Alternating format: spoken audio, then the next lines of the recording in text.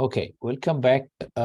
Today class is going to be mainly concentrate on the GDAL command, but as we already did, let's starting a roundtable about a potential doubt or question that you have concerning the operation of txt file, and we can address it together. So just to give a real case of the Martin question, that was how I can check if a file is growing. Now I don't have a file. Okay, we can do it. Look, if you do segments from 1 to a large number, okay? Very huge number. Maybe a bit, if not, I kill my machine. Okay, so I can do text dot txt inside to the my, just in case it's too big. So for example, now if I want to go inside to my typical slash media and I don't remember, I do Control R and I want to get inside my underscore SE, it's coming up already. And then when I have the line, I can just press the arrow, the right arrow. So I have the command already there. Okay, so if you just remember something that you did in the past, Control R, and you just start to type. So this is very, very useful. I always do it. Okay, so now that inside to this folder, I can do a sequence from 1 to big large number. Okay. Okay, so I can do txt. Okay, so text dot text txt. So I can create this file. Okay, so as you can see, it's getting a while to do it. Okay, so we can create another file. So let me remove this one. We create another terminal. We open another. As I mentioned to you, other time you can open new window. Okay, new terminal. Feel free to work with few terminals. Even having setting up different background and color according to, for example, I have a different background in according to the server that I'm working with. But you can do it also in according to the folder that you are working.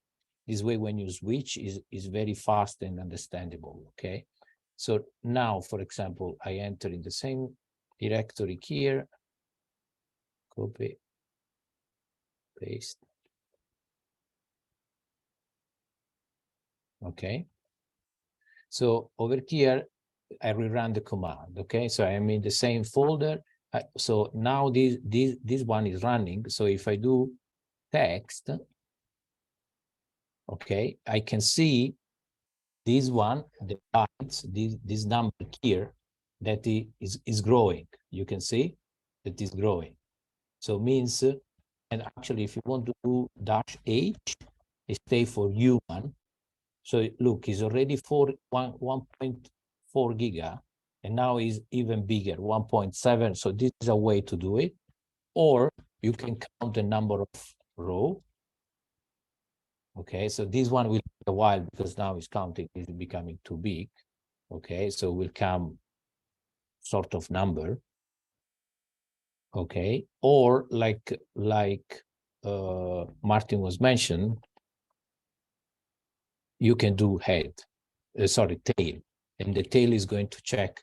Of course, it's giving to me the last. Okay, now is over, and we've been giving this the last number. But of course, if you rerun again, is overwriting, like I mentioned several times. Look, it's giving to me the 12. Now it's keep growing. As you can see, I'm opening, and is not damaging the file. Okay, so feel free to open a file with the text, and even if you open with the editor like gedit, then you can refresh or reload the file. Is going to come up with the last editing in the file, so it's not damaged. There are some cases, some binary file that can be damaged, but usually not. Usually you cannot. Yeah, good question. So of course, now I need to remove this file because it's quite big. So you check also this one. Remember this LH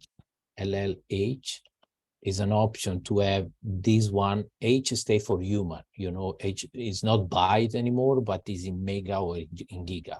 So as you can see, in maybe less than a minute, I create a file of 3 giga. Okay, so it's very powerful, this kind of operation. Remove. And remove is when you remove in the virtual machine, is going to ask you always, do you want to remove? And then you do is a protection for in this virtual machine. You do yes, okay.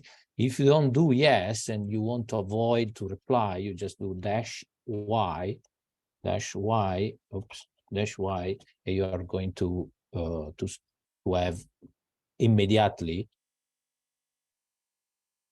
you know, recursively maybe. Okay, we need to check. It should be Y anyway. So this one is usually a protection. In my system, there is no this. They don't reply. Most of the time, you don't reply yes. You immediately remove it. But over here in the setting, they do actually. Okay, so this kind of setting are usually inside to this file. Take a look to this file because it's very common. So there are some commands that are shortcuts or alias of some other, like the one that I sent to always do it is an alias of a combination of command. Okay, so in this case, if I do alias LL, is giving to me that, for example, LL is nothing else than this command with this option. Okay, indeed, if I do the same, ls f is an f over f, I give perfect the same like an LL. Okay, so the same for the RM is also this one, an alias. That is the -I is going to request it, the Y. Okay, so pay attention. These alias, they are stored in this file, head dash. So you go inside to the home and you do bash rc. Okay, this bash rc you can store over here the alias, or there is another one that should be the bash log. Sometimes it's different. Let me see. From system to system. -a.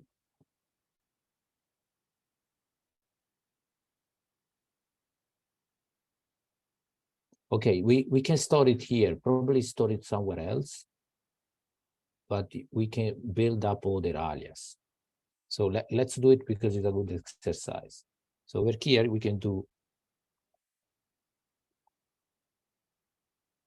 So over here,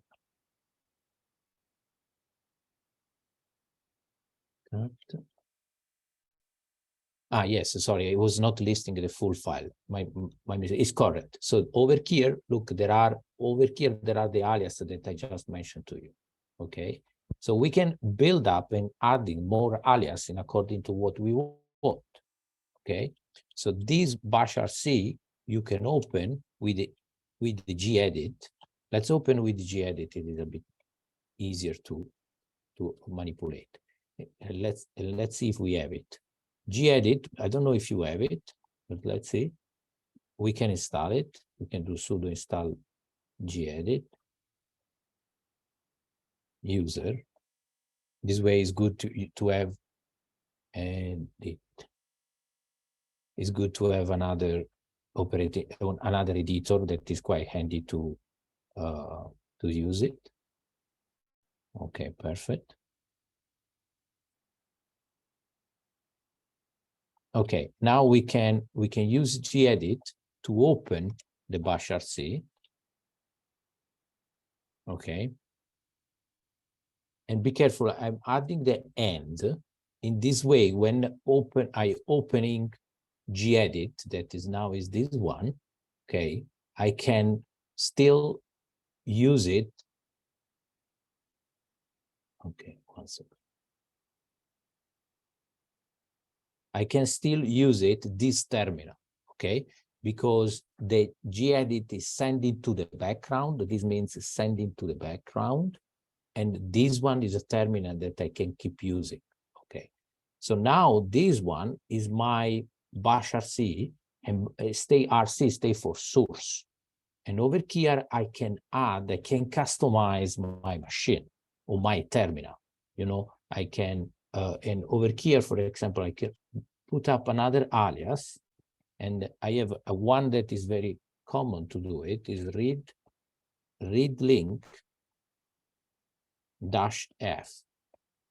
Okay, and I usually call it this alias as read link equal. Then you do perfect the same.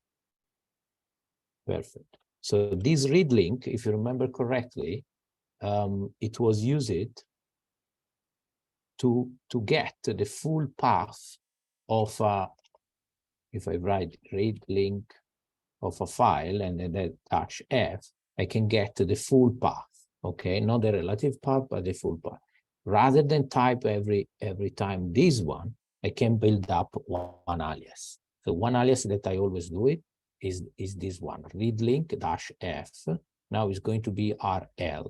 So at this point, okay, what I save it, save the bash RC, so it's going to be always there. Okay, what I can do it now, if I be careful, if I do RL, is not going to work. Why? Because this file is read it every time that you open a terminal. Okay, so you need to open a new terminal, or we say sourcing the bash RC. So you do source. So it's going to be reread the bash RC, and now you can use the read link. Okay, now if I do it, I get a file from here, for example, well, file, I don't have it. Anyway, let's do a folder because it's the same. I can do, okay, as my folder read link is giving to me the full path. Okay, so this is a good way to customize your command line with the different alias. Okay, usually I have several one in the server. In the server, I'm working the high performance computer cluster of Yale University. So over there, I have my 10, maybe 10 alias to do different kind of query operation and command rather than write, because sometimes, okay, this one read link, maybe it's a bit short, but sometimes it's quite long. Okay, and you need to remember the flag and so on, and it's something that you use often, then you build up this alias. Okay, and this one is very useful because it always give you the full path. Then you can do copy, and then you can paste in your scripting procedure and so on. Okay. Once you do the sourcing, of course, you don't need to do every time. Only if you modify the bash RC and you want to allow the terminal to use it. So you need to reread. But now it's set. Every time that you open a new terminal, the read link is going to be there. Okay, so this is very useful. Okay. So these are the alias, and if you write alias, you can check all the alias that has been built from the machine. For example, this one are all alias. This one is an alias that we are going to use today that you should have there. So you can type alias. If you did the customization of the virtual machine correctly, you should have these OpenEV. Okay, cool.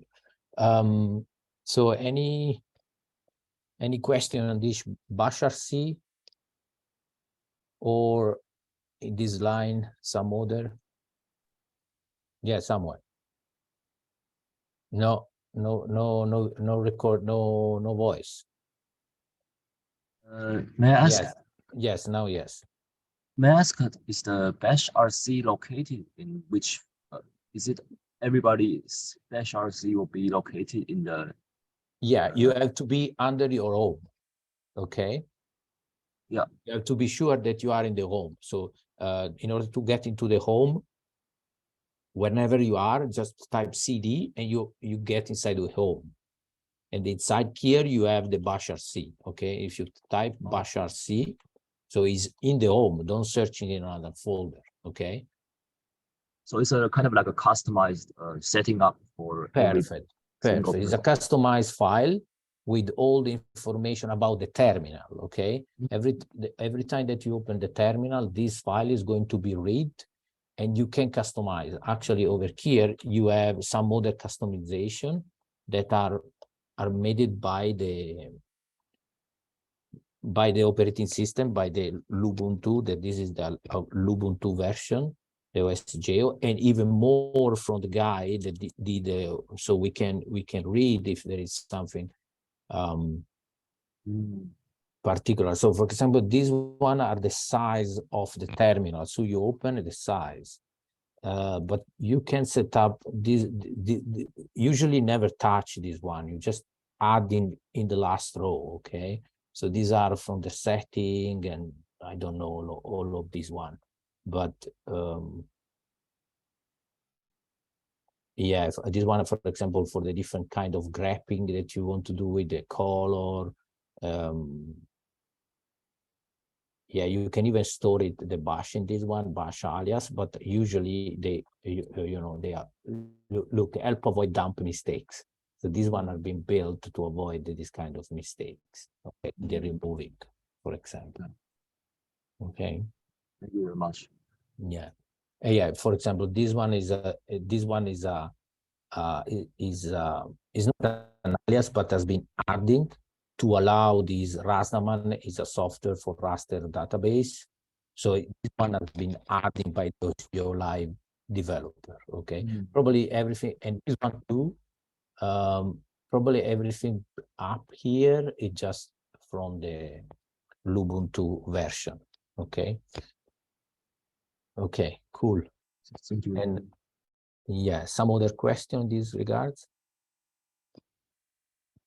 I had a question quite specifically to a grep syntax that's not quite working for me. I don't know if it fits here. Yeah. Yeah, I can share my screen maybe. Yeah, of course. Yes. Right. I hope this works because I'm like on my home computer, remotely connecting to my work computer. Okay, it seems to work. Yeah, it's coming. So okay, this does work. So it's AWK. I'm just set. So this is for the assignment essentially. So that's the monthly data, but just one of them, not all of them. Yeah. And essentially, I want to write an if statement that looks for, hey, is the first column a date? And this one works, right? So match a number, a number, a number, a number, a dash, and then two numbers, a line, and then another two numbers. This works fine. Yeah. But from other grep experiences, this line should work as well, where it says 0 to 9, match this exactly 4 times. But this does not work. And I'm wondering what's wrong here. Okay. So first of all, one second, I need to be quick. First of all, are you sure that the FX should be inside to the beginning? Because this one usually is always outside, is not the beginning, but maybe okay. It's another. It works, but okay, I agree. It works. Yeah. Okay. That one can be, and then $1.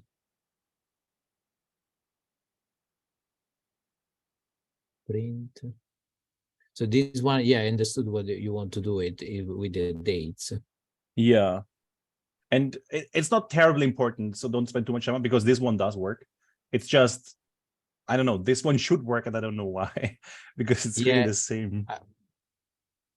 It's the same. Like it should do the same thing, right? It's just match 4 characters instead of, not characters, match 4 digits instead of match a digit, match a digit, match a digit, match a digit, right? But okay, get it.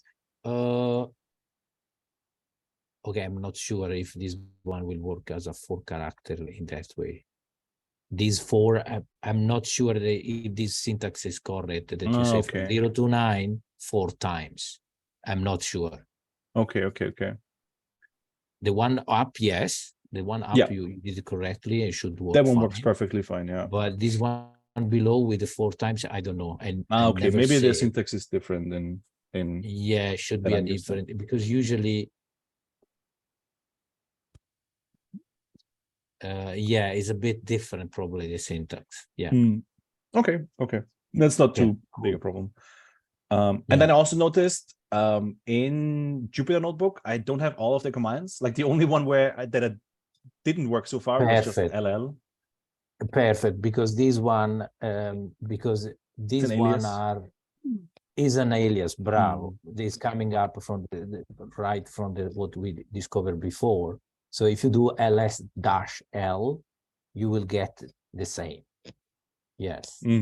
Perfect. Okay. Excellent. So this alias, probably if you do the %bash, maybe it will work. You know, percentage bash, maybe you can try. And yeah, but I'm not sure. Yeah, the same. So the alias, they're not really recognized inside Jupyter. Probably there will be a way, but I never investigate. Yeah. As I mentioned, the Jupyter Notebook is very good for didactics, but then the developer, they don't really use Jupyter, okay, especially for massive operation. Then a bit further, we will see how to use Emacs and gedit. That is, of course, is not fancy like Jupyter. You cannot do the plotting, you cannot add in tests, and but is more efficient for just for coding, you know. Yeah. There actually is some parts in there that are quite painful in Jupyter Notebook. Like when you have one line that's very long, like it's this bar and so stuff like this that. one you can okay, this one inside AWK you should check, but if it's inside Bash, if you do you can do this, right? Perfect. Yeah. Yes, so it's working also in WK. It does. But pay attention for everybody. Never put space after the backslash. Okay. Okay. So over there, don't put any space after the backslash. If not, it is going to break in the line. Okay. So be careful, because you don't see the space because it's not visible. But and sometimes you are in trouble. Why it's working? Why it's not working? Because there is a space. Okay, it's clear for everybody where is the space over there, where the cursors of Martin cursor is there. So never put, so if you put space over there, you will not see, and you will get strange error that you cannot figure out. Okay, very good. Thank you. Yeah, welcome, Martin. So anyone else is play with AWK, is trying to do something?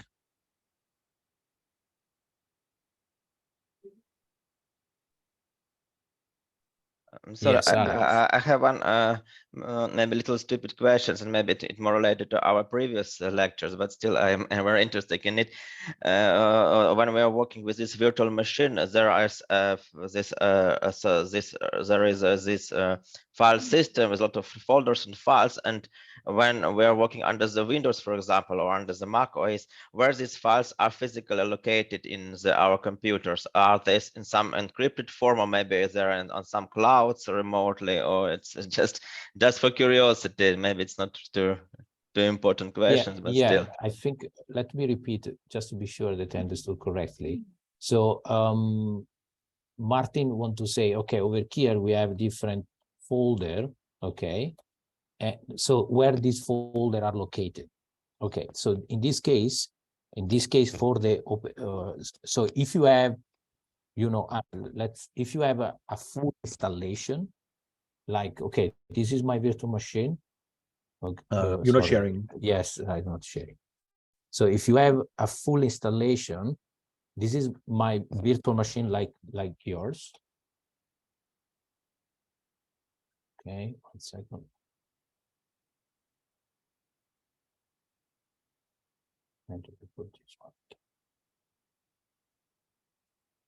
So if this is the virtual machine that we are working, but I have a Linux operating system that is below here. Okay, so I have the black terminal now that you are seeing is my Linux machine. Okay, So of course, under here, I have the same folder, apart from the one that in my home, but under, you know, under my root, there are all the same folder. Quite often, even if different Linux distribution, 99% I have the same folder. And most of them you can recognize inside the Mac. You know, these one are also there in the Mac OS. So in this particular case, you can see the same structure inside the virtual machine. Okay, so if we do, so this one is the window of the virtual machine, but if we do -M, you can see, look, USR, it is over here. But all this folder, Alex was asking, where are they located inside? Can I see them inside to my operating system? Not really, for a simple reason, because you remember the file that we were downloading, okay, that was, in my case, it is under VirtualBox over here, and this is the VMDK. So this is the file that includes the full, okay, operating system, the full virtual machine. You can see it's getting bigger, okay, because we are operating, we have been downloading stuff, we have been updated. So this one is the file that has all the virtual machine operating system, okay?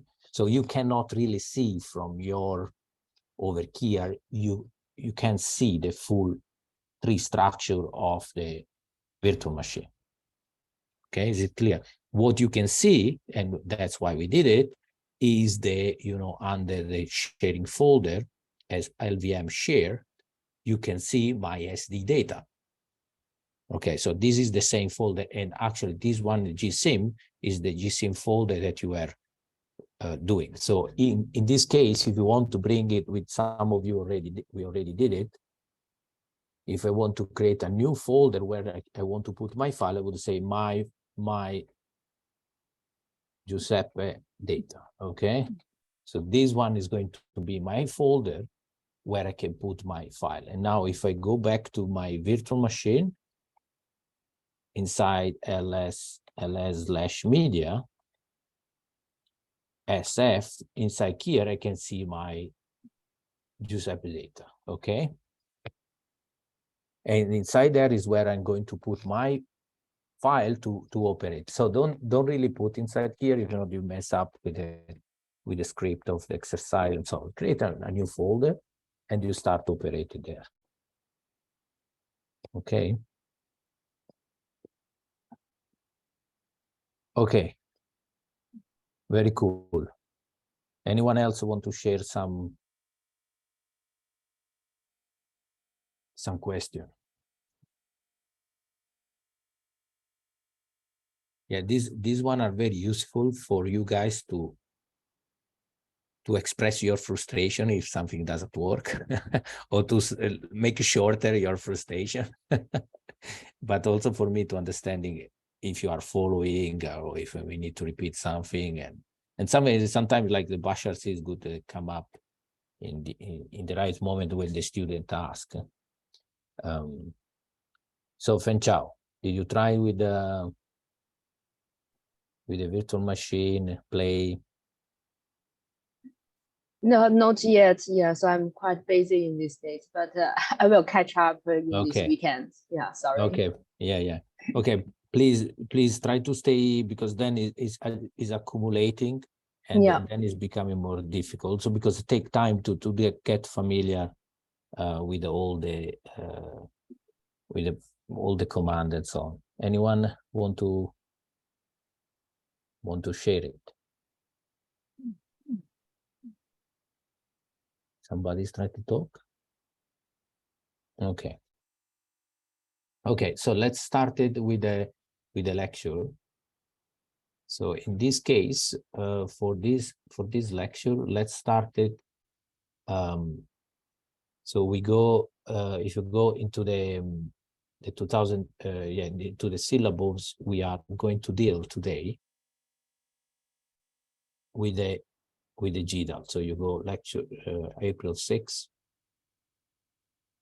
Yeah, and we are going to operate with GDAL, okay?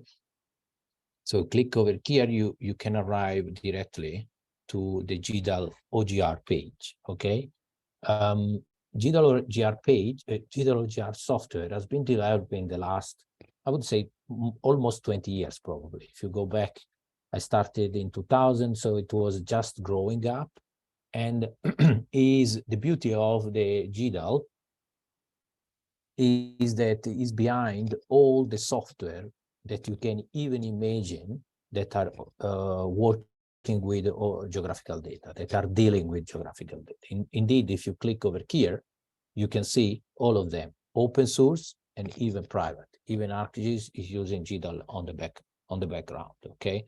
So we, PK Tools is the one that we are going to use it also.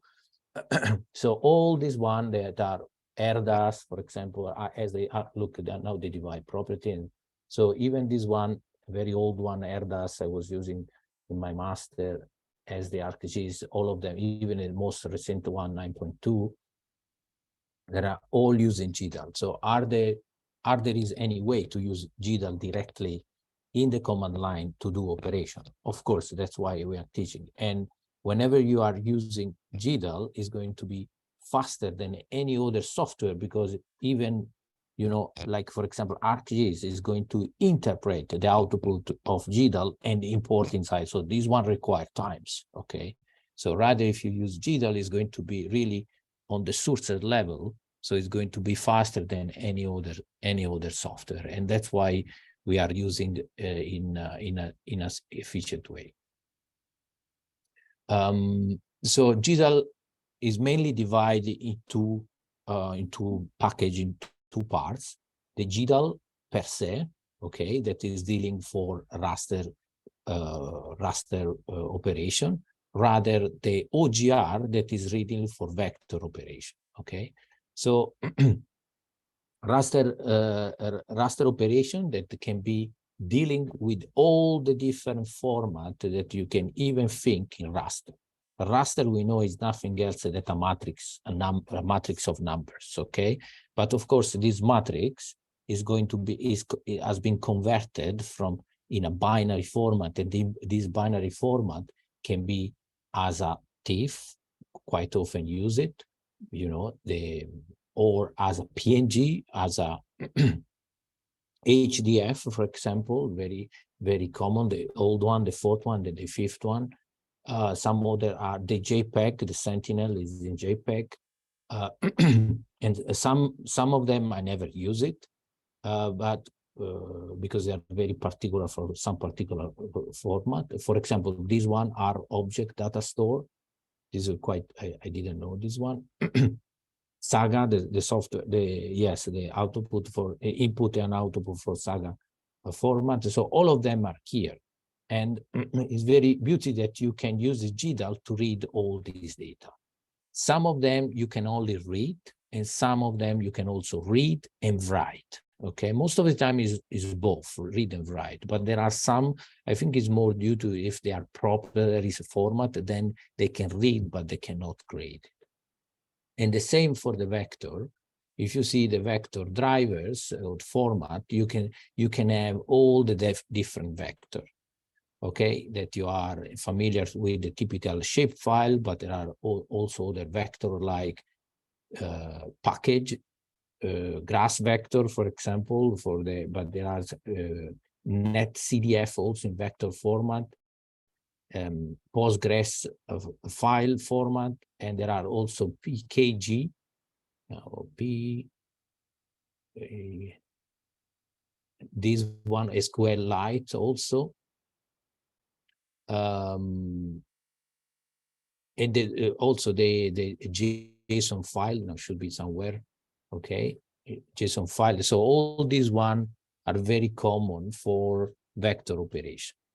And of course, if you have different one that is dealing with vector, another one that is dealing with raster, the command will be slightly different. Okay, so if you go inside to programs over here, you can see immediately that you have command with the raster program for raster file, and this one for vector file. Okay, We will working mainly with the raster program for a simple reason, because whenever you go inside to the massive computation, we always use the raster, and the raster is always much faster inside to the computer for a simple reason, because it's just a matrix. So the computer can read very fast this matrix because it's a square, you know, it's easy for him to read line by line. Rather, the vector format is always something different from shape to shape, because each single line is nothing else than the vector, where you have the length and the coordinates of this vector, and then if there is another one, other length with other coordinates. So is an irregular shape. Okay, rather the raster is very well created as a matrix environment. This command can do all the different, almost, I don't want to say all of them, because you can see that PK Tools was born more or less in the same time, a bit later, to do some additional operation.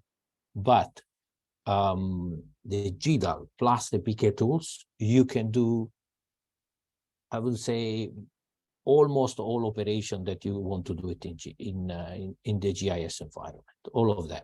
You cannot really do it something like particular, like delineate the basin of a stream network, of a stream, because that one is really hydrological computation. Rather, whatever is, you know, multiply bands, cropping, changing pixel resolution, reproject an image, creating histogram, all this kind of typical GIS operation in raster environment, you can do it without problem in GDAL. The same, more or less the same for vector program. So in the vector environment, what we were dealing with, overlay, with the intersect, map query, selection of items, building up some shapefile, coming from an input and say all the file bigger than whatever. So this kind of operation that you do with point distance, maybe probably you cannot do it with OGR, but buffering, you can do it. So the typical vector format that you want to do it. And then there are some other, like multidimensional raster program over here that are coming up in the last 1 or 2 years. I didn't use so much. They come really, because they are really particular, especially if you are working nowadays. You heard about the so-called data cube. Okay, data cube is nothing else than a multidimensional. So you have one raster that give you the spatial location, but in the moment you have multiple series of raster, one for each day, for example, you have the so-called data cube. Okay, so this data cube nowadays, with all the images that we have, or image of raster, yeah, when I told image, there are nothing else raster, they give you your dimension in time. Okay, and there are different programs that have come up in the last 10 years, yeah, even less, 5 years, to deal with these to this data cube. Okay, and among them there are Rastaman, for example, for storing the data cube. Now also R has been used quite a lot also for this data cube operation, especially with the new package Terra that can do this kind of operation. And the same GDAL has been used to come up with a multidimensional dataset command to be able to do some operation. I didn't use so much, so we will not go deep in this one. But among this one and this is where we will play of them. So let's see. So they are implemented directly in the bash. So if you go into the terminal, you type GDAL, and you press a typical tab twice, you can list all of them. Okay, so these one are nothing else that they want here. And the same if you do OGR, and you press tab, you can list of them. Okay, here there are 5, and here there are, maybe one is missing. I don't know, maybe there is another one for some new operation, OGR, layer, algebra. So this one I never use it, here is missing. So we can investigate why. Okay, so let's pick up one, and usually, and when they start in the 2000, in the beginning of 2000, these one there were only three: GDAL Info, GDAL Translate, and GDAL War. Okay, so as you can see, the developer has been creating all this software, very, very powerful. There are mainly two developers that are behind this library, and it's amazing because it keeps growing. And is in the open source community, as you can see, is the backbone or even the commercial software. So let's see the first one, the GDAL Info. So as you click, you can see immediately that this is the syntax of the GDAL Info. You can and as you should already see that is the typical syntax from a bash environment. So the first one is a command, is the command. Everything that is between square brackets is optional, so you can put or not. And then there is something that is not within the square brackets, so means that is compulsory. Okay. So then you have all the different flag that also the flag they start always with the dash, typical from bash syntax. And here you can go one by one and see the option. Okay, so here you can get perfect the same manual. If you do man GDAL Info, you can get perfect the same. Okay, so it's the same that is on the web. So so over here, man GDAL Info, then you can keep scrolling by pressing the enter, and if you want to get out, again the Q. Okay, the beauty of this is that you have each single explanation, and then quite often they did a good they did a good work in the last few years because they add an example. Okay, so you can go directly down. There are not many, but quite often they are the most useful to start to use it. Okay, so the GDAL Info give you information about the file, the metadata of the TIFF file. And in particular, for example, if you give a GDAL Info of a digital elevation model, UTM, so probably is an elevation model, so you can see you can see immediately that is a GeoTIFF, the size of this GeoTIFF, okay, all the information about the projection, and now we'll go deeper inside this, the pixel size, so 60 by 60, so probably is going to be in meter, that's why UTM. And then over here, immediately you see that is a large number, bigger than 120, so is UTM, is in meter, okay? So all this information are very powerful to even you are not open the file. Quite often you don't open the file. Before you check the metadata, you understand how the framework where this file is going to be opening, and then you can see, okay, let me see, okay, I understood this is UTM, it's based on metric system. This one is a transversal Mercator, 60 meter resolution. So let me open. At that point, you can open, okay? So GDAL Info, you can get the info of the file. Rather, another one very important is GDAL Translate. And the translate means because you can translate from one format to another format. In the beginning, was doing only transformation, so it was going from GeoTIFF to EMG, from GeoTIFF to NetCDF. The default is GeoTIFF, so if you don't specify anything, it's going to be always create a GeoTIFF.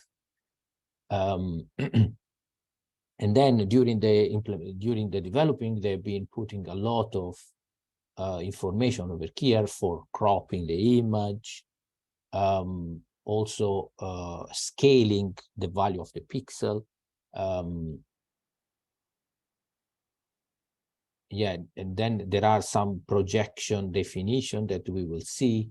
Now they even adding in the last few resampling operation, and so on. So there are plenty of them. I quite often use it, for example, for cropping.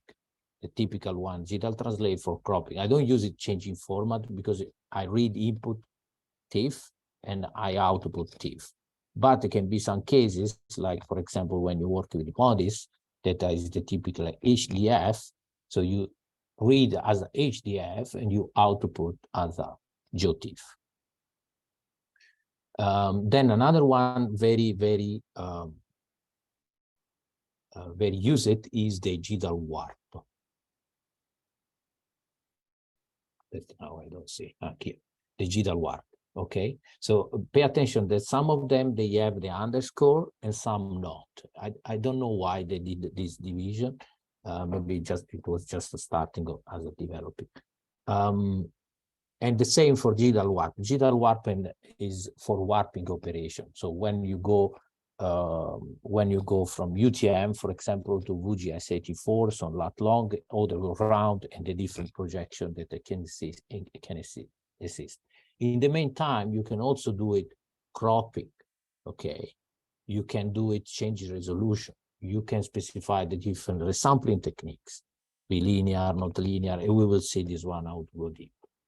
In the meantime, you can also specify which projection you want to use it. You can use it also geolocation, predefined geolocation. These one are not really used, but it was well used when we were doing, you were digitizing maps and so on. So you have point of reference for correction. So sometimes you can use this kind of stuff. And over here, as I mentioned before, you have all the explanation of the command. Please read carefully. You can do everything. It's just a matter of searching how to do it. Searching inside to the command what to do it, and also try to to divide in steps your operation. Okay, so if you want to, for example, let's suppose that you want to do a buffer, okay, and there is one command and you want to do a buffer of 10 kilometers, but there are only two commands. So you have to think, I can do the proximity distance. So from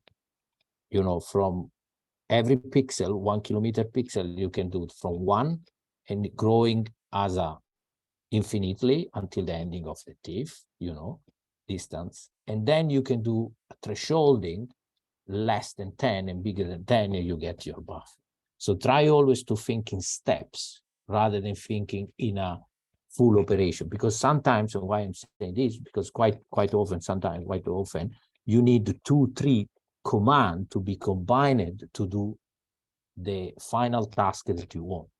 Okay, so it was a bit the same when we were using the bash command for text manipulator. You don't get immediately the final result. You need to do in step with the grep sorting and so on in order to get your final result. The same is for the GDAL command. There are some operations that cannot be done, and then you need to go inside PK tools to finalize the final computation. The beauty of the GDAL and PK tools are that they use the same terminology, flagging system, everything is extremely similar. So when you get inside to the GDAL, then the PK tools come immediately. Also because Peter, the developer, and if you are going to having a lecture from him, he has been very tight in building up a manual and a flagging system that is very similar to GDAL. So it's very easy to combine the two of them. Okay. So then there are some other, and we will see from time to time, but let's see from your side, if you are doing some operation in the Rust environment, in your software, if you were doing in R, or if you were doing in QGIS, in ArcGIS, whatever you were doing, and say, can we do this? And I will try to see if you can do it or not. And we will not do it now, but I can point the command that can do it. So anyone has an idea? I was trying to do this last week.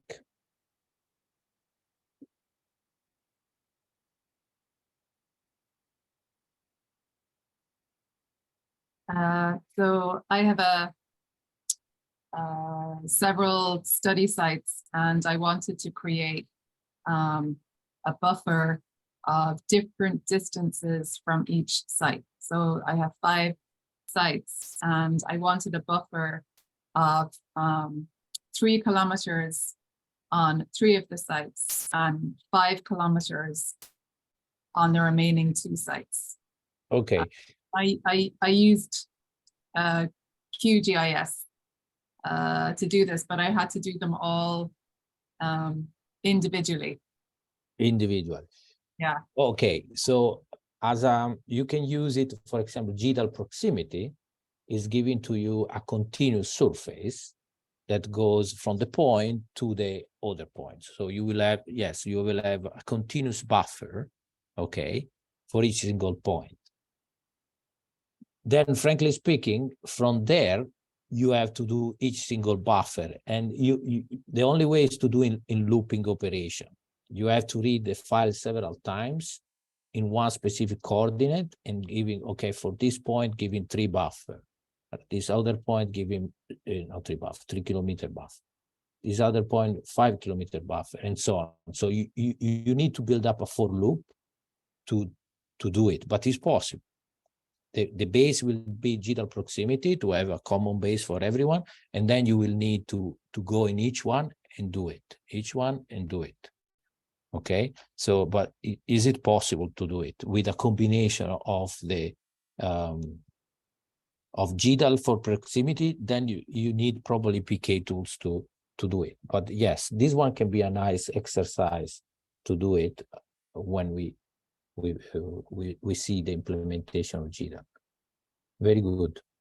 Anyone else want to say? Maybe, yeah, Carola. Yeah, I have a time series of raster images and some point measurements, basically. So what I've been doing in the past weeks is extract the pixel where the point measurement is from the raster time series to give me another point time series, essentially. Yeah, perfect. So this one is something that we will see today or maybe tomorrow, but is done with the command GDAL location inf. So this operation that Carola was mentioned is the typical, they say, point extract value at pixel level. And you know, in R was done with the command extract, and it was extremely long time computation. So we will see GDAL location info. So is one somewhere here is listed. That give you this operation. And this is very beautiful because you can give 1 point, but you can even giving a text point, okay? You can get from one raster, but you can even get in from a stack layers, okay? And over there you will see that you need to operate with bash command because what you get is a text file, okay? Is a text file. So the bash command together with that, okay, will help you in manipulate this text file. Now I'm running, I was running a huge GDAL location info for 1 billion of points, okay, coming from GDAL observation, LiDAR observation, and a couple of hours done without any crashing or every. So it's super efficient. We will see how to operate. Good question. So this one is very common for people, maybe very common to get this point location, because then you get a table, you get a text file, CSV file, whatever you want to call it, a table, and then you can use this table to do your model. Okay, because quite often the R package, Python package, they want a table to build up the model with the Y and X. Okay. Very good. Any other? I had something quite similar, only that I didn't have points, but I had like a polygon essentially. So I had a raster time series and then a polygon, and I wanted like the average value of all the pixels that are completely inside and then averaged it by mean or median or whatever function. Perfect. Yeah, so this is for Martin, this is a typical just statistical operation inside zonal statistic. Yeah, well, not the typical zonal statistic for raster operation combined with vector polygons. Okay, that one cannot be done directly in GDAL, but can be done in PK tools. I see. We will see next days. Okay, anyone else? One more, and then we started with example. Yes, and I would also like to ask if it's possible to make things like a classification of large rasters based when we have maybe hundreds of different rasters, maybe each of them representing different times, different time point or the point in time. So to classify them, make some, for example, supervised classification like this. Is it possible for such kind of operation? And the second one question, is it possible to make in this, for example, PK tools to make things like geostatistical interpolation where we have a lot of point data and then we want to interpolate based on kriging or maybe some spline methods or something like this? Okay, very good question, Alex. So for the first one, classification, in GDAL is not possible to do any kind of classification of an image. But in PK tools, there are two or three that you can do supervised classification for in support vector machine and neural network. These two. For the second one was which one was I forgot the one. It was about the geostatistics. Okay, for geostatistics, not really. You can do it you can do typical interpolation like nearest neighbor interpolation or bilinear and so on. But the typical geostatistic that you want to do a variogram or this kind of analysis, no, and neither in PK tools. But you can do it in GRASS. Okay, in GRASS there are plenty of geostatistical tools that can be used. And just opening a parenthesis, whatever we will see with GDAL and with the PK tools can be done directly also in GRASS. There are in my webpage there are one part over here GRASS that you can have an introduction, and there are also video tutorials. So when you use GRASS, when you use GDAL, usually you do all the so-called pre-processing, like merging tiles and cropping and reprojection, all this kind of changing pixel resolution, you do it in GDAL. And then when you want something specific like geostatistics or like what I'm dealing with, stream network in hydrology computation, then you get these already precise GOT file that you have been preprocessed, and then you importing in GRASS and you do your operation in GRASS. So of course, then if you are inside GRASS and you need to do a change in resolution or something that also GDAL does it, you just do it in GRASS, okay? But it's good that all this software, they can be interacting to each other, okay? Very good question. Okay, so let's jump into the exercise, and we jump in. So if you go back to the syllabus and you click over here, you can go and open directly the GDAL page. That is nothing else that the one that is now is opening is nothing else that the one that is over here. GDAL, yes, over here you have the first one is the GDAL page. Okay, cool. So over here you can, let me make it smaller, this one, you can enter inside to the our folder. So now we do it fast, Control R, my is coming out, and we enter. And over here we can open the Jupyter Lab. Okay, let me do it Jupyter Lab this time. Yes. Okay, and the sorry, not Jupyter. So sorry. Here is notebook. Be careful, eh? Jupyter Notebook. So I need to change this one because there is another package that is called Jupyter Lab that is a bit more fancy, but was not, Jupyter Notebook was already installed, so it's much easier to use this one. So pay attention about the Jupyter Lab over there. Crash it.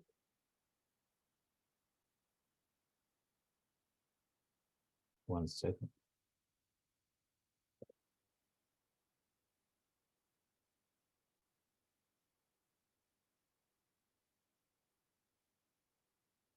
Okay. Jupyter Notebook.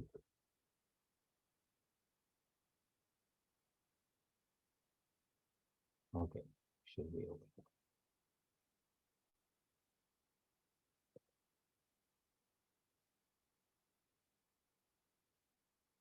So,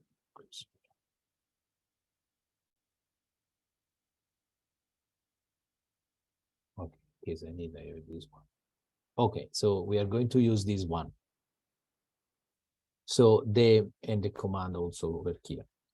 So here I open another terminal in order to have my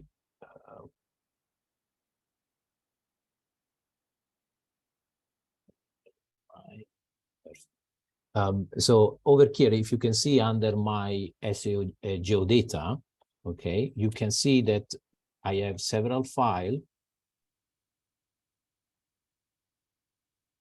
I have several folders inside to the file. I have several TIFF files. Okay, so these one are all TIFF files that we can use it for some operation.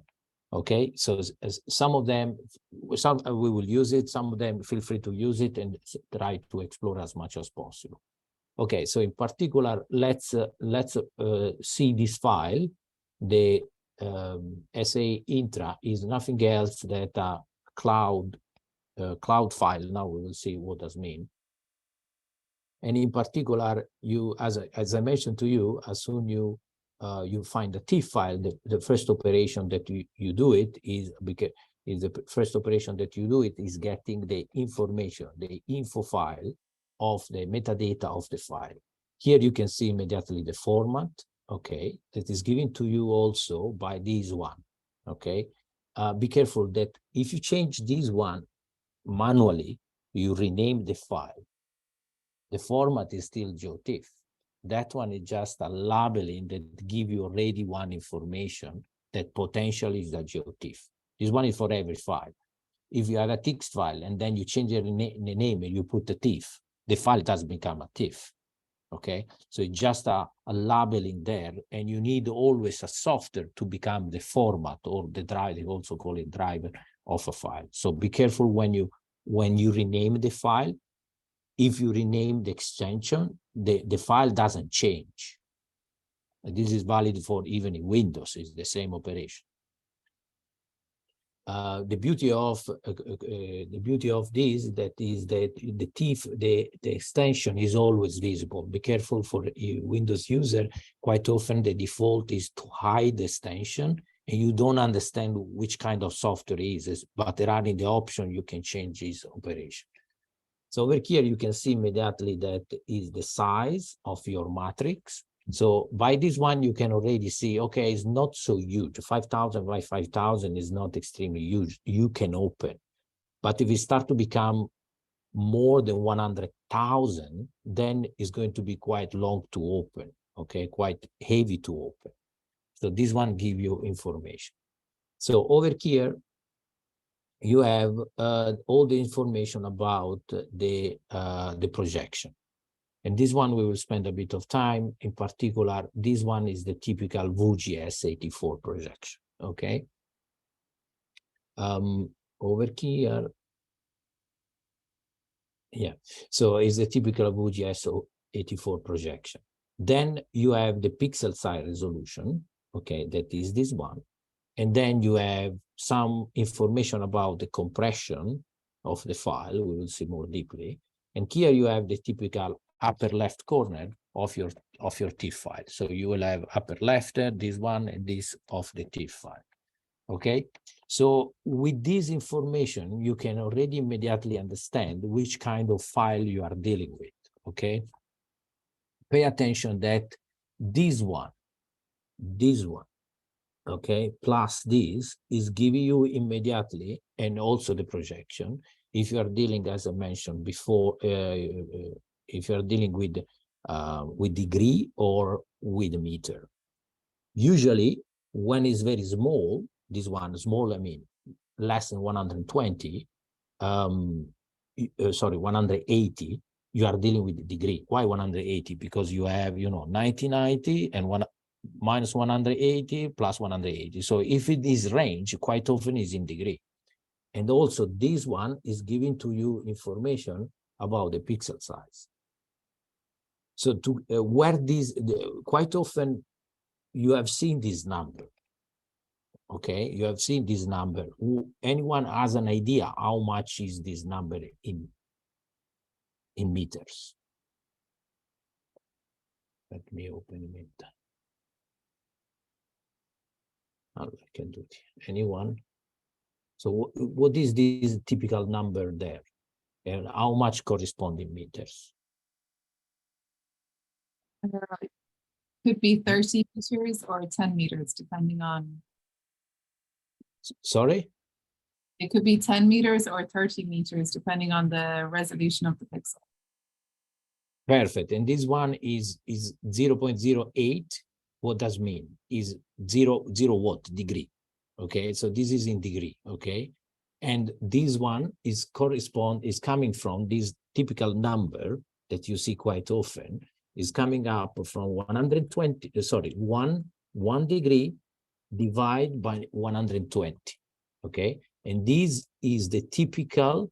This one is the typical, the so-called 1 kilometer at the equator. Okay. This one, when you see MODIS data, 1 kilometer resolution, is not real 1 kilometer, but they call it 1 kilometer. Okay. If you remember this number, where it's coming from, you can directly calculate all the others. Okay. So, for example, the so-called 90 meter is nothing else that 1 0 more. So divide by 10. So this one is the typical 90 meter, okay, resolution. Oh, perfect. And be careful, because this one is not, if this one is 1 kilometer, you say divide by 10 should be 100 meter. But as speaking, they say 90 meter. And again, it's 90 meter at equator, because then you know that is getting smaller and so on. So having this information, I always remember this 20 and plus 8, 333, and you have 1 kilometer. And then from here, you derive all the others. So for example, this one divided by 3 is the typical 30 meter resolution. That is, for example, the new SRTM. Okay. And this one, where this one come from? Because this one is 120, because it's twice the degree, the 60, is 2 times 60. And then you have, this one is also called the 3 second. Okay. So pay attention, always remember this number that is 1 kilometer. From there, you can derive all of them and try to understand in your mind what does mean. Is high resolution or low resolution? This one is not considered high resolution. Okay, high resolution, you have to go below 30 meters, let's say, when we speak about high resolution. Sentinel is already high resolution, and this even less. Okay, is even less than is. So Sentinel is this one, is 10 meters. Okay, so it divide by, so it's okay. Here is 8, so it's 4 times this one, 0.008. Okay, so pay attention always about this, and you can derive all the other information. Another information that you can, so for example, the difference over here with this other file, you can see that has another projection information. And over here, you can see immediately that these one are in meters. They are not in degree. So again, over here, the pixel resolution is going to be in meter. If the corner are in meter, also the pixel resolution are in meter. Then you can have also some other information about each single band. So if you are open one file that has only one band, you will have, of course, only one band like this one.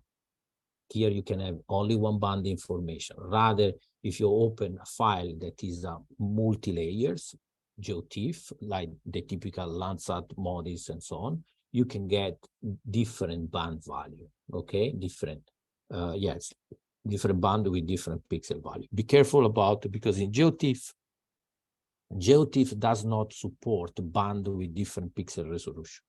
Always the same pixel resolution. Anyone knows which raster file can support different resolution inside to the same file? We say GeoTIFF no, but there are some other two files that are raster format that can support this. Not only two, probably there is some other, but two are the most important. Anyone? Bravo, all the team. HDF can support multiple resolution. So HDF is quite often used for Landsat and for MODIS. And indeed, this one are called a so-called hierarchical data format, HDF hierarchical data format, because can support different resolution inside to the same file. GeoTIFF, no, you have one resolution. And indeed, you can define only here. You have only one side where you can see the resolution, and therefore the same resolution is for all the bands. The other one that can support different resolution is also the NetCDF. That is the typical file format for climate data. So temperature, precipitation, the people that are using working with climate data, they always use with a NetCDF file. Very good. So in according to this, you can change a bit how to interpret it, the format. I want to specify something. Should be also in the web page, but I can see now, but we can Google it. There is one page that is very important. If you just say APSG 4326, type the typical. So there is one page that give you all the information about the projection. I think projection.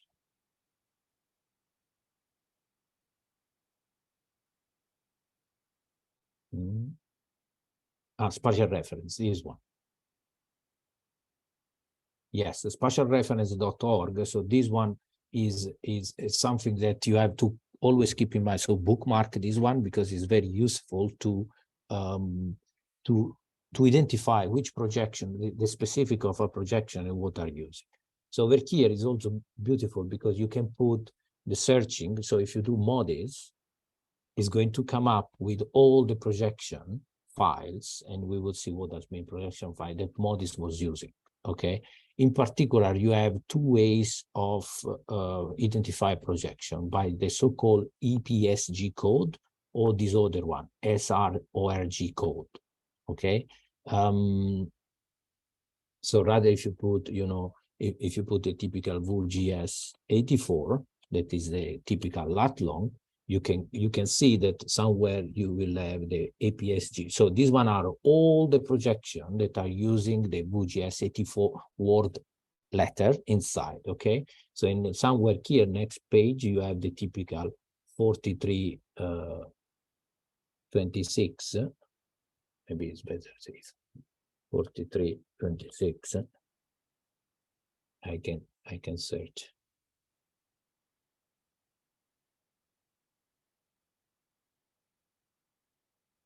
Yeah, so these are the typical 4326. This one is very nice site because anyone recognize this one over here. Anyone can tell me a few words about these letters?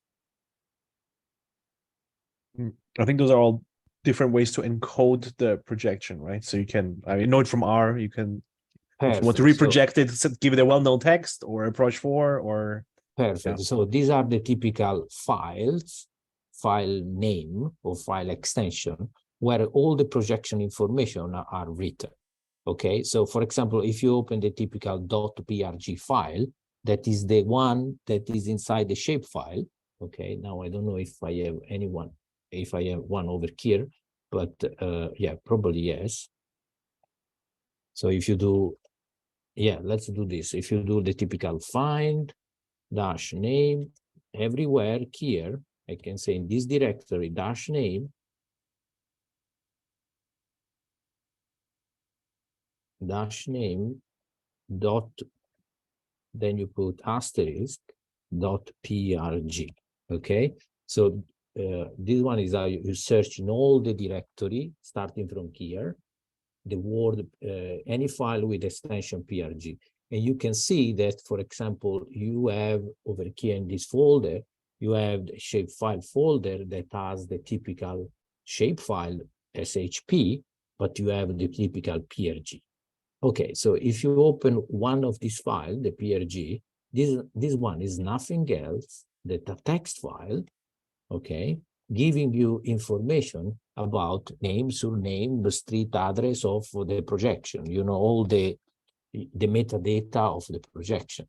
So this one are nothing else that if you click over here, you can download this kind of file, okay?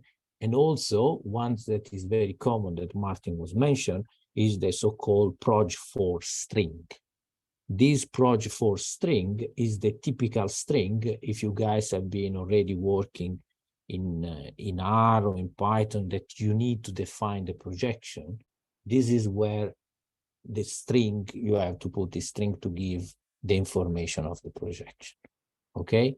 Then there are, for example, this one is also quite new, the VK, yeah, this one, the Esri VKT, okay? So over here, always come over here in this internet in website to search for some specific of the projection, because over here is where you can identify this proj4 string, okay?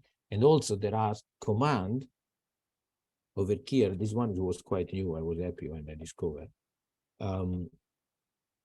the GDAL proj something that can give you information about this projection. So if you give, let me see, because it's very compare contour. Yeah, no, GDAL one. Yes, this one. So this one, you know, can give you information about the same, about these of each single file. So for example, if you do it in one file, so let me search for one TIFF file. Okay. One file that I'm searching for any TIFF, and then you do projection information of this file. You can see, and in particular, you can see this one, and you can see also the proj4 string that is able to identify which kind of projection. Okay, so this one is the typical WKT format, and this one is the proj. So it's very common, especially when you use it, enter in R and so on, that you use this proj string to define the projection. So always using combination, this file is one also to check, is it correct or not? Because if this one is not the same, then your proj information are. And especially the projection information, especially if you work, you know, in not a global level, because when you work a global level, most of the time you VGS before you get it, okay? But rather if you work at the local level, at state level, then country level, then you can have each single projection type. So over here is where you can put also a country here. I put Italy, become the typical Italian projection system that we use it in Italy. So it's very used to, very common to use it. And we will see how to use these APSG in GDAL warp to go from one to the other one. Okay. One quick question. Is there maybe on the spatialreference.org a website that tells me whether a projection is angle preserving or area preserving, or? No, over here, not really. Okay, Okay. so the marking, so say, you know, is the typical situation that the earth is a ball. So in the moment that you have to become a flat area, you have to do some deformation. So the typical UGS 84 make the huge deformation on the up on the north and in the south too, because you need to make flat, okay? And there are different projections that can be that are more angle preserving or area preserving or distance preserving, okay? Of course, you cannot have the three of them. So if you are preserving the area, the other one, they will be distorted. Or there are some that they have a compromise between them. So unfortunately, in projects, no, over here, I never read it.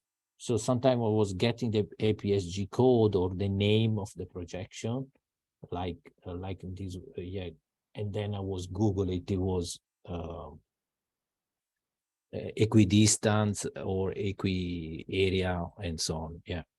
Yeah, yeah, that's how I did it as well. I was just wondering, maybe there's like yeah, no, website. over here it is not written, unfortunately. I never read it, and then okay, very good. Okay, so so before to go in this one, any observation about the GDAL info? Of course, over here you can play a bit with all the any TIFF that's inside here. You can get the GDAL info, and you can look. This one I just select the one that has a multiple band. Then you can there are the GDAL info. You know, you have also flag like a -M. That give you the minimum maximum in each silicon band, okay? So of course, these files are smaller for didactical issues, so they come up very fast. But sometimes they can be, you can wait a few seconds to get the file, okay? The minimum maximum of your file.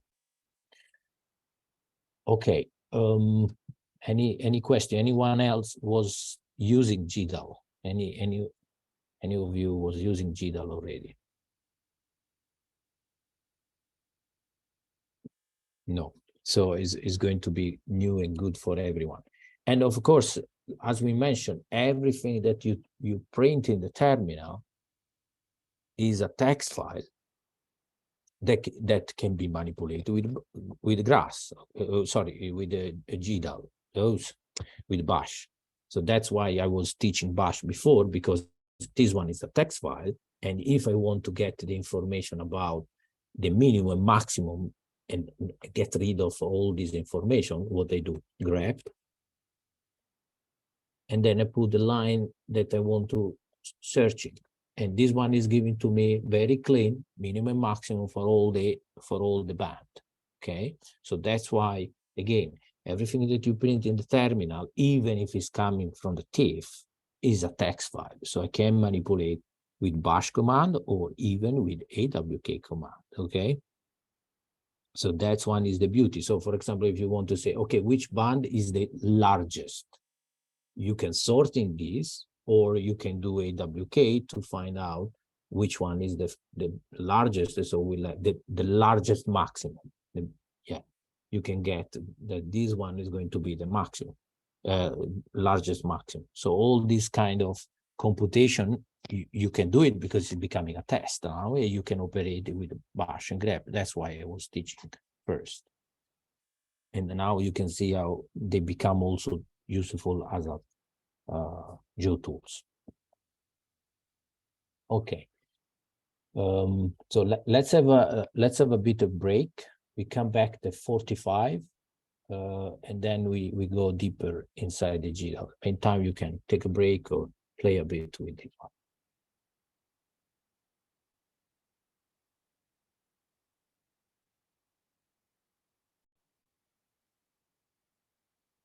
Okay, let's continue a bit more with this aspect of metadata of the GeoTIFF file that we can read with the GDAL info.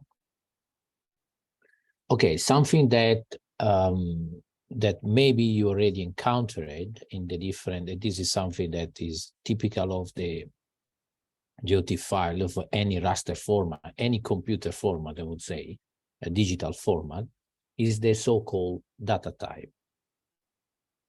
The data type that in the GDAL info is always find out under the type, stay for data type, and then you have unsigned 16, inside 16. Anyone of you knows what are these data type, what they mean, where they come from? Anyone has some computer science background that can tell me a few words about this? Everybody use it, but without knowing. Yeah, I don't have a computer science background, but it's just like each number, I guess, for each cell in that raster, like how many bytes or what's the data type of this number, right? In this case, it's an integer that's 16 bits large and is only positive, like it doesn't have a bit that says negative or positive. Okay, perfect. Yeah, very good, Martin. So this is coming from the binary, the so-called binary conversion that the computer can deal with. I strongly suggest to watching this lecture from Lonzu, the guy that is in supervision status mode, if someone wants to connect with him. So that is explaining very well all the math and the computer science behind this data type. Now we will see only what does mean from a GIS perspective, let's say, and why it's important to understand it. When I discovered this table, I say, finally, I can understand what does mean all the different data type and how I have to use it correctly.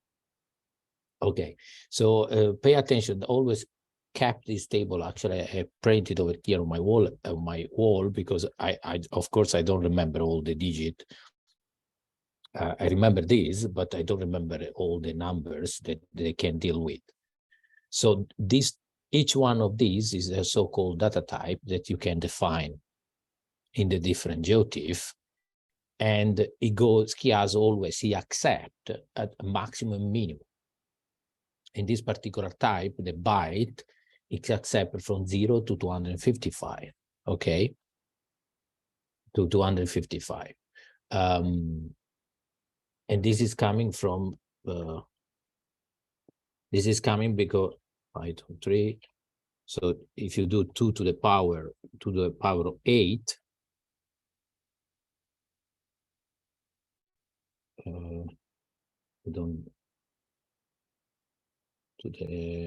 should read done like this, but doesn't read. Probably is another. Anyway, if you do pi, you get inside IBR 2 to the power of 8. You get to 256. Due to that is starting from 0, you get 255. But this is where it's coming from, okay?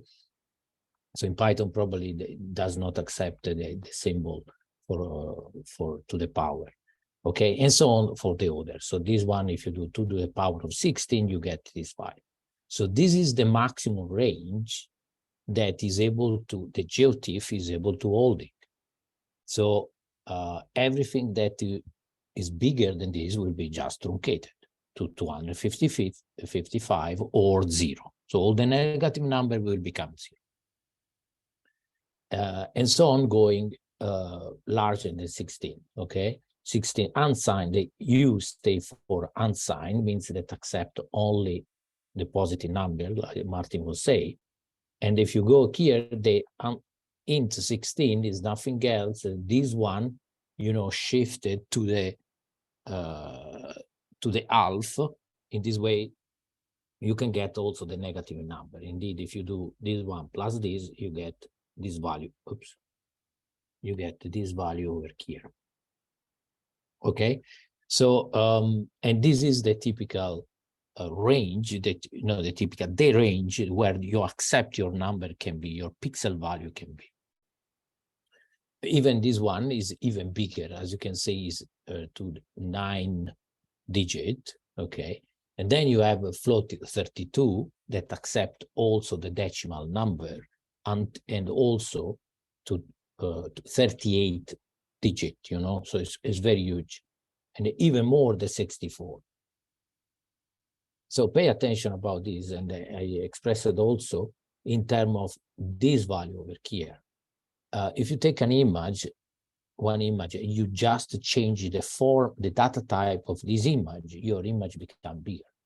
So why? Because if you have an integer value, the typical land cover, that you have 10 classes. So the 10 classes can go inside to this, okay? Because it's from 0 to 255, you have 10 classes, 1, 2, 3, 10, so it can be, but you change to this value, you save it as a floating point, your image becomes much bigger, okay?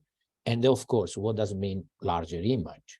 It's not a matter only size that you have to have more space in your hard disk, but it's also time in reading and time for writing, okay? So always try to match the data type in according to the value that you are dealing. So let's make a few examples in this way. You grasp immediately the situation. So we say for a land cover 10 classes, I can store it as a byte. So if I say digital elevation model, which one global, let's say global digital elevation model, which data type I can use it?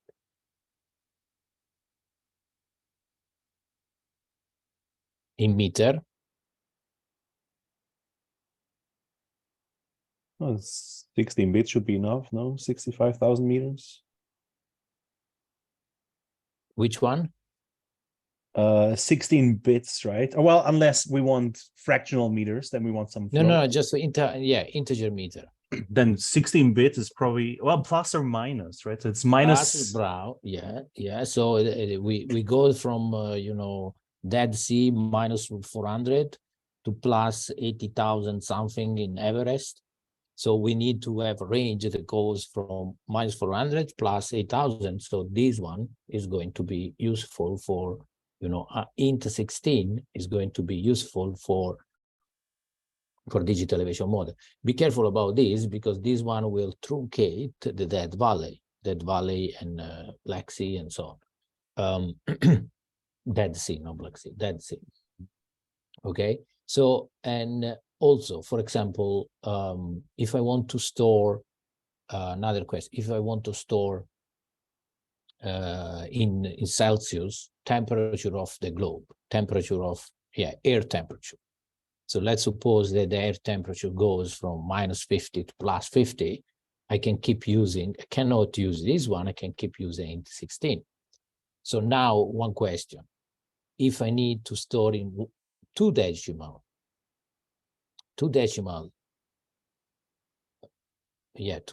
after the comma, so 50.00 after the dot, after the dot. So which one I can use it? Float 32 probably. Perfect, float 32, but what my image is going to become much larger. So what we can do? A little trick. I mean, we could save it as not Celsius, but as 100th of Celsius, right? And call that. Perfect. You can multiply the image by 100, and then your 50 will become 5,000 minus 5,000 plus 5,000, and you will get inside to the integer. So this is the tricks, for example, that word claim TIFF is using to store decimal degree. So they are not storing in floating points, but they store it as an integer, and then they say, be careful because it's multiplied by 10 and not by 100 by 10. Okay, in word claim. So this is how you have some tricks to avoid to use floating points. Okay, and also this is due, again, is due for the size, but also in terms of computation and also computation for reading and for writing. Okay, and you will see the time of computation is becoming huge. Okay, especially when you do with floating point. Pay attention about the floating point. There is a little trick in the floating point So this number is quite big. So is accept 38 value. So it's a very long number, okay? But be careful. When you overpassing this value in the integer, so 2 to the time of 24, your precision is not anymore correct. You still get an output, but over this range is not anymore correct. And Lonzu is going to explain very well over here why it's not correct.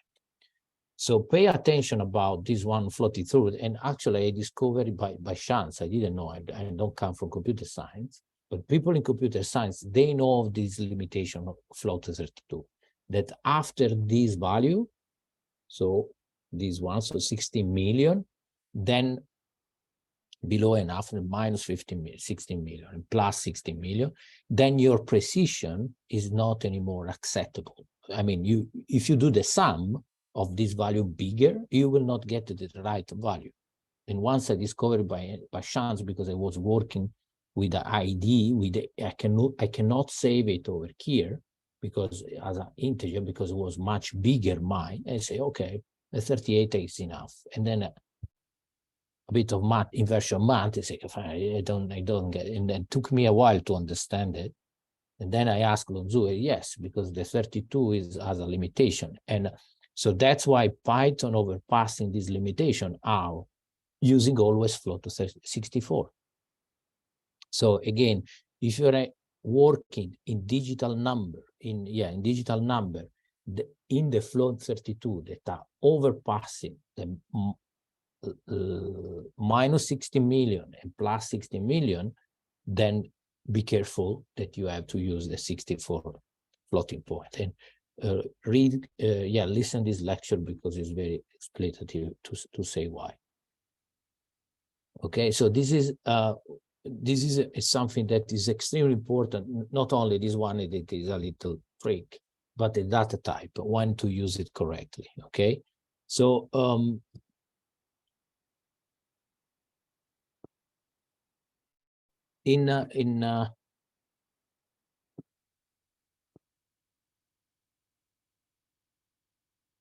inside to the GDAL, whenever you do a GDAL, you can get the data type. So as you can see, for example, my unsigned 16 is the one that is interesting in this one, because unsigned 16 is dealing with, in this case, my minimum is 30,000. So is inside key, I remember maximum is 31,000. So I can use it, this one, the unsigned, sorry, this one, the unsigned city.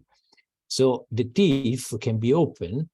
You can open inside QGIS, that everybody knows, but something that I really love it is an old software, but I keep using. It's very old, probably is even from the 90s, probably it was, and it quite stuck on time also because you can see the you can see the graphics. You know, it's not very modern graphics, but it has something very. You can open any TIFF, any TIFF. I just opened this one, but something that is very useful because it's extremely fast in open all the file that you want. Okay, it's not a full GIS software. You can do so much. I would say is a visualization, raster and vector visualization software. That's it. So you can do a bit of stretching of the color, you know, the typical, you can do the zoom in, zoom out, you know, and something also extremely useful is that over here down in this area, every time that you move the cursor, you can see the pixel value. Okay, so in this case, you have 3 band R, G, and B. So you can see over here R, G, and B, and you can immediately see where they are. And also in particular, you can see the no data value, the so-called no data value that now we are going to understand this no data word. Okay, and this no data value is the same that is over here. Okay, the beauty, once again, the beauty of this software is because it's extremely fast. You can open a lot of image. So if you just do it,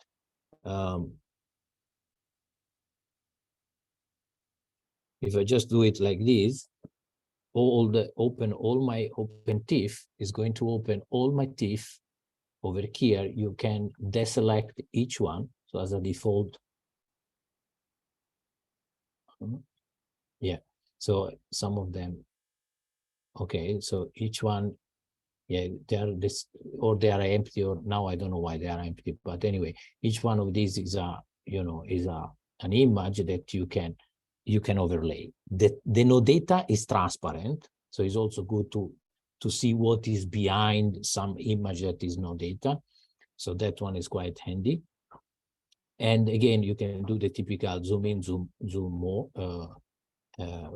You can also vector file, and the beauty that you can open also remotely. So if you are working a server and you try to open an image, it will take a while in QGIS and so on. But OpenEV is going to be extremely fast. Again, you cannot do a fancy map, you cannot do some stuff, but when I use it a lot because, you know, you do the operation in the command line without even open the TIFF, and then you just want to see the visualization, and you do it in that way.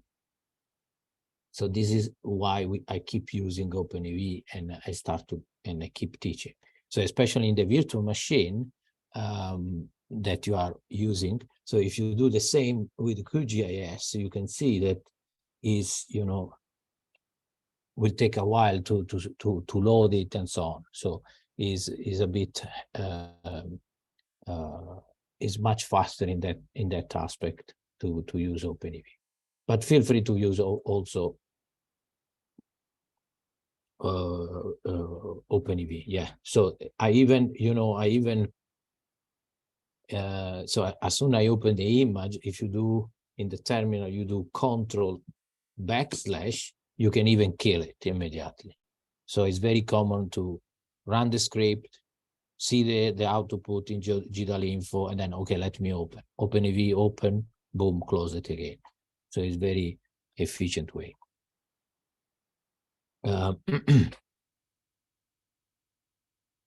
So let's move into this no data value. That is something that I stress quite a lot. Now I'm going to use perfectly the same file. In this way is more understandable. Okay, so over here in this vegetation, we have one file that we are going to use it. And in particular, when you run this file over here, you can see that my no data value is this large number. Okay, first of all, anyone recognize this number, where it's coming from? Quite often, I think you saw it, but I don't know if anyone knows where it comes from, this number.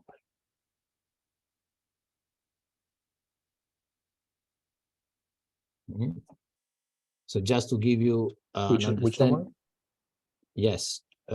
So just to give you an understanding, is this one the image that we are dealing, and in particular, this one is the no data area, this water stuff over here, and this one.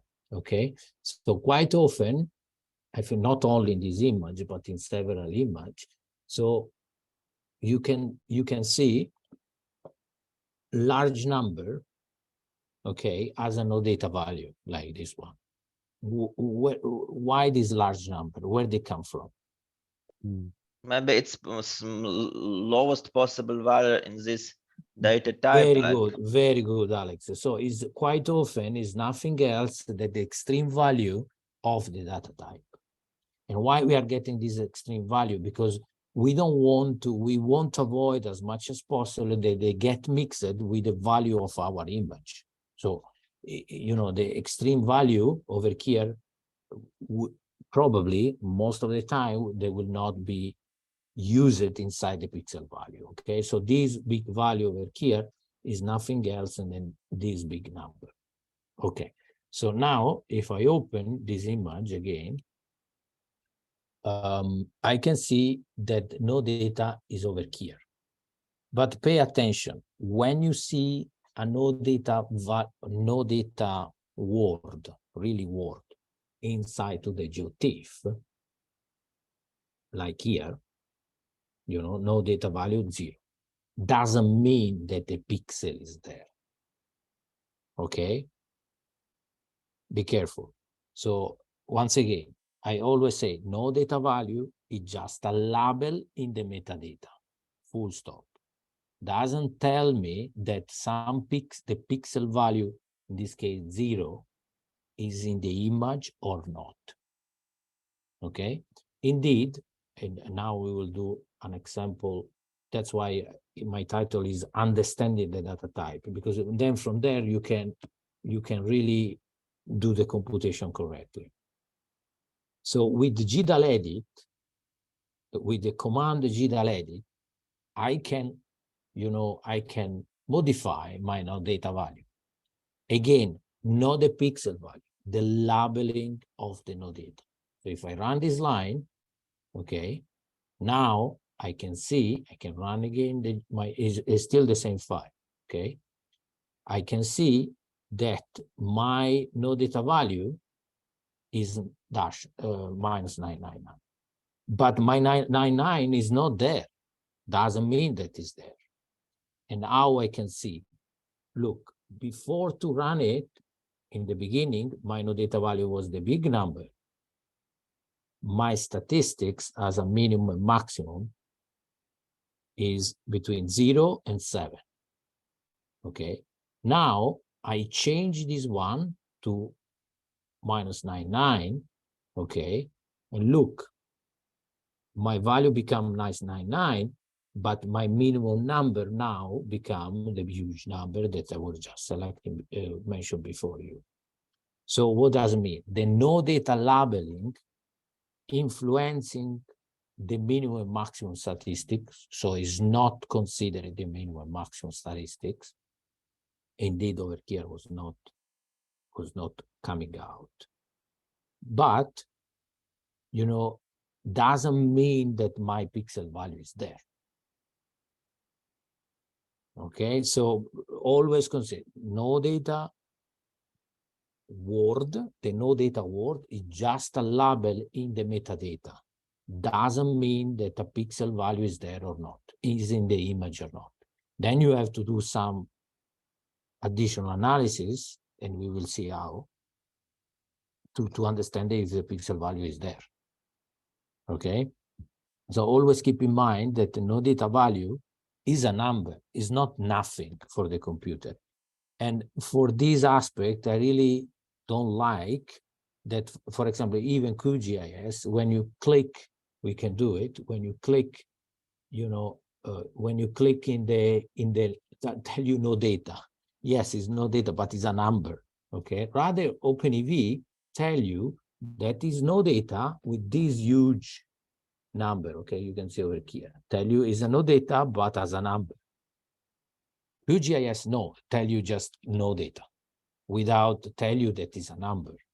And for the computer, is a number, okay? So if you keep in mind this, you can understand sometimes you get some weird result. It's not weird because if you do a sum and it's labeled as no data, in according to if you use GDAL location info, PK tools, and so on, they can be treat that value as the real value, pixel value, or as no data, nothing. Okay, so it's always good to labeling correctly this one. And again, this correction labeling can be done by this one, by the GDAL edit. Pay attention, and also maybe someone already get in trouble with this one. When you imported raster file inside R, whatever is no data become NA. Okay, so if your data set is not labeled correctly, then the NA is not coming up, is not appearing. So it's always good to have GDAL with GDAL edit, GDAL info before to enter in R, before to enter in Python, having your file very, very, very well structured in terms of no data, pixel resolution, and so on. And in this particular case, also the pixel resolution is extremely important, because when you have a pixel resolution like this one, for example, that is not, you have rounded, is not continuing. We said where this coming from. So why become 4? It should be 3, 3, 3, 3, 3. So what does it mean? That so if you start to matching different file and they are not really precise, then you will have a matrix that is shifted. Maybe in one image you will not see, but as soon as you start merging like different image, then you have one shift of pixel because you have just few digit difference. Okay, and the GDAL edits can deal also with this one. R is extremely bad on this because you use it like I think 6 or 8 digit after the comma. Then it's just rounded. So if you start to use it at global level, one little difference in the pixel, due to that we always start from the upper left corner, then down in Australia, you have shifting between pixels due to this.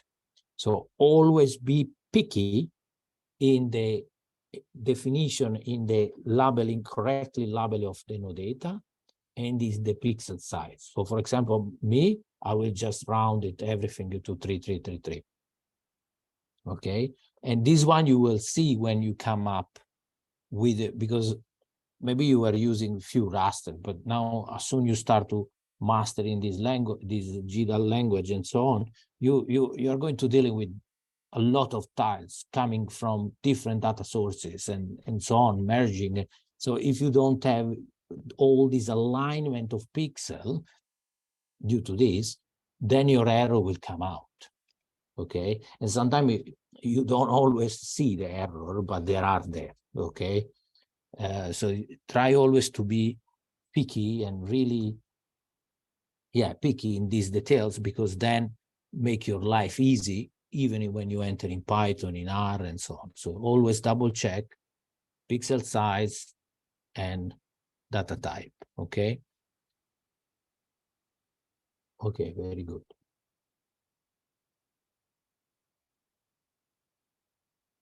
Okay, anyone was struggling, let's say, with some no data, multiply, using no data value in R, becoming, I think many of you were using R. I've definitely run into the precision, the pixel size error that you just mentioned. Like I was converting some, I don't know what it was, but it was some vector file, or maybe it was a raster, and I was just getting was extracting the coordinates and then working with them later on, trying to match them, and then it didn't work out because of different precisions. So perfect, yeah, very good. So always try to have this kind of carefulness in checking the metadata. And I was, when we were working with the other colleagues from Nigeria, that I was explaining this, after that they implementing all the scripting procedure, then they discover, they say, that's why we need to be careful in looking the no data type, the pixel resolution. If not, inside R, apart that you can start to complaining about some pixel resolution, for example, even because then, if you don't have this really high precision over here, you don't have also in the extent. Okay, and especially now when you do the stack layer, they need to have the same extent and same pixel resolution. And some of them, they were really due to few digits over here. Be careful here that you don't see over here, because there are less digits. But also here, there are stuff. And indeed, what you do this, you check the center, this one, look, this one, the origin, you have in the origin, that is the center of the pixel. Actually, it's not the center, it's the upper left corner. Look, you have over here, this is, if you look this one, you say it's 0. No, but because from here, it starts to become different. Okay, and then when you do the mismatching, then one I remember with the GDAL location if to extract the pixel value, I have one raster that was a bit shifted to this small shifting, and it was getting the value of the other pixel due to this. Okay, so it can happen something weird And sometimes, you know, they are there, but you don't realize. So it's better to have it, all of them really precise. And once again, this one you can edit with the GDAL edit. With the GDAL edit, if you see, just type GDAL edit.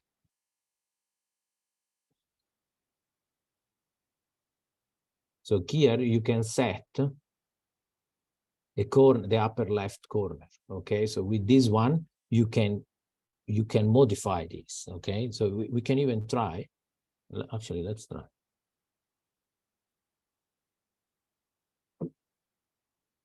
You do GDAL edit, and then you do, no, not this one. Sorry, this one is for the is the resolution, pixel resolution, and this one. Okay, so now let me put the perfect pixel size. And actually, sometimes for one global level, I even put it much more. So I don't do this, but I do, okay, and I do perfectly the same for the other pixel. Okay, so I have 2 pixels, not 2 pixels, sorry, same pixel X and Y. And now if I get again the GDAL info, so you can see that this one is going to, I rerun this line. So now this one is going to change. And you see also, this one didn't change. This one didn't change. So now I need also to forcing my extent to match the real extent. And this one, you do it with the other option, with this one. So you do upper left, you put 29.4. Upper left X, so you put a 29. Then upper left Y, you put a 4, and so on. Now let's do it. That is.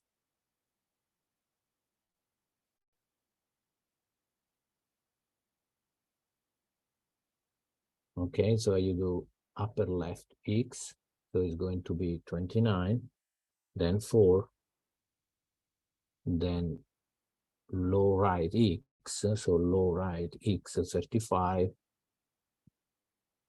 9. So now I rerun, and if I run again this one,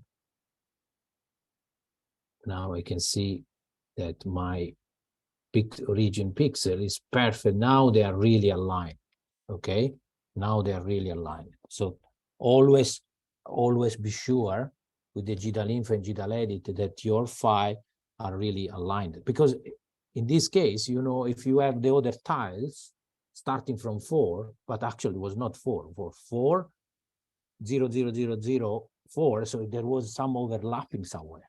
Okay, so always try to be precise in this, and they will, you avoid potential error later on. So start to to become, to be really peak on this. Okay. I'm sorry, but when you do such kind of things, you're really editing metadata, not the file. Yes, so the file, if you just edit metadata without just referencing the file, it could be some error introduced into the data. I don't know. Okay, I'm not changing. Good point, Alex. I'm not changing the pixel value. I'm changing because the matrix, the T file is just storing the matrix information, so the value as a matrix. So I'm not changing the size. Okay, I'm just changing the metadata, and the metadata is giving me how big is the size file. So in this case, you are right. You're right. I'm changing the pixel size, so my file become a bit bigger. Okay, in this case, actually, I reduce it, so become a bit smaller, my full size. But is extremely small. If you do the math, this one will be maybe less than 1 centimeter, you know, in the pixel size. So it's better to modify and to change this one than not getting a very huge error in my computation. Okay, of course you are not going to become, or to have this one become 1, because this one is 1 kilometer, is actually more, it's 12 kilometer. Okay, so I'm not changing something right after the degree. I'm changing something really on the back.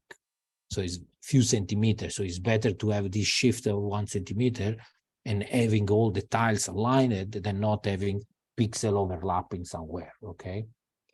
So yeah, good point to address it. Okay.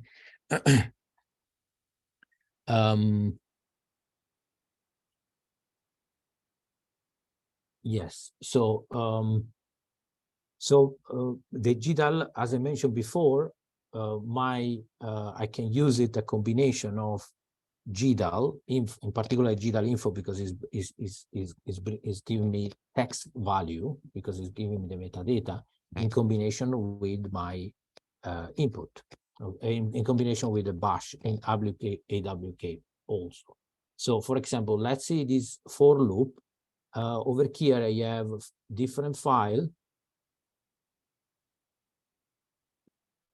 I have different file in geodata / vegetation. I have different TIFF file, okay? If I want to compute a minimum maximum of one file, let's say the ATM mean 11_01, 01. I do the GDAL info. I can get the minimum maximum by adding the -n, okay? So we say before, okay, what about if I want to get only the minimum maximum? I do grep compute, because this is where, you know, my line is I'm interested with. So now, can I do it for all the file? Yes, of course. I build up a loop and I do for file in all my .tiff. GDAL info, the same $file. I recall the variable grep compute, and this one is going to be all the computation for all the TIFF that I have. Okay. So this is how you start to combine. And you know, if you want to, for example, okay, give me the maximum of the maximum. So in other words, I want to this one. What do? You pipe over here and then do AWK, for example. Check this one. G sub change comma to space, comma to space, and then print. Okay, so now I'm changing this one to comma, okay, with the word G sub, and now the comma to space, and then print the full line. So now what I obtain? I forgot this one.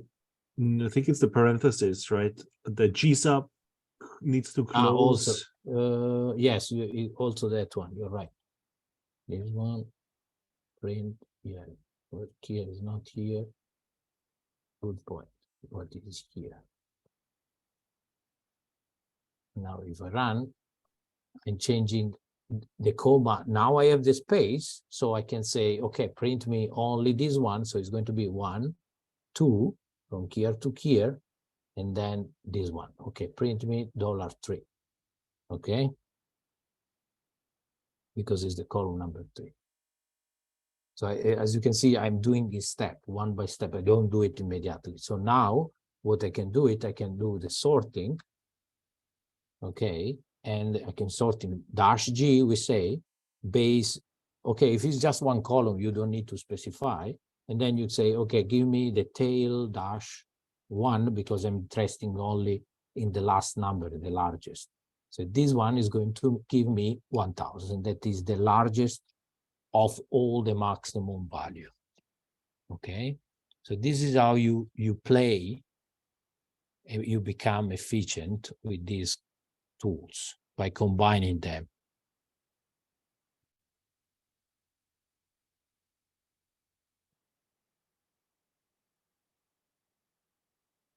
Okay.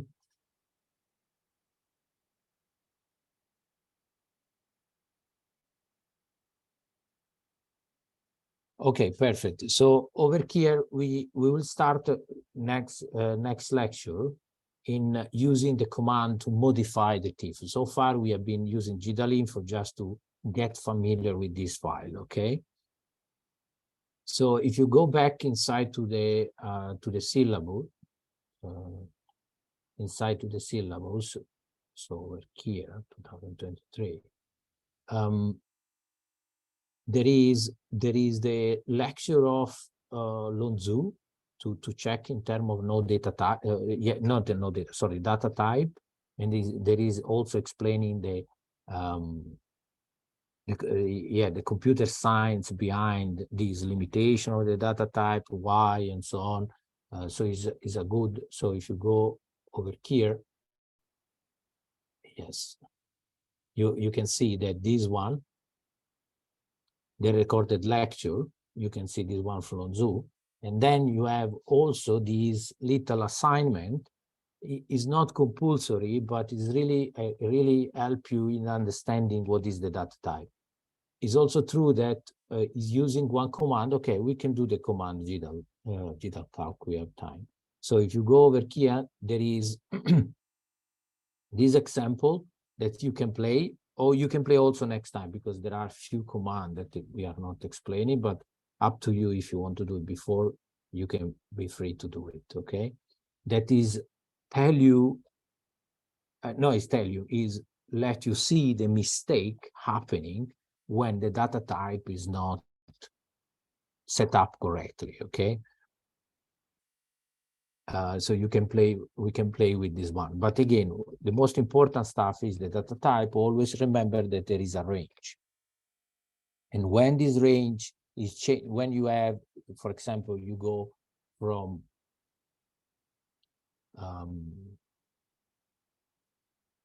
here we have the table, yes.